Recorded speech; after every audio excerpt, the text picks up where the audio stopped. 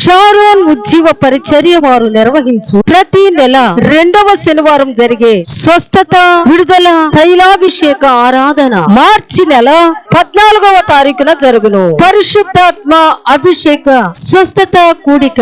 స్థలం షారోన్ స్వస్థత మందిరం, జిల్లా పరిషత్ హై స్కూల్ ఎదురు, కొర్రపాడు గ్రామం, మేడుకొండూరు మండలం, గుంటూరు జిల్లా.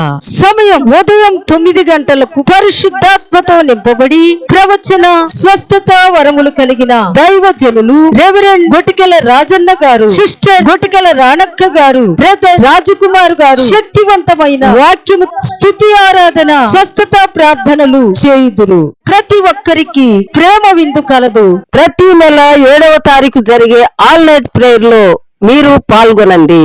వివరములకు 8121229390.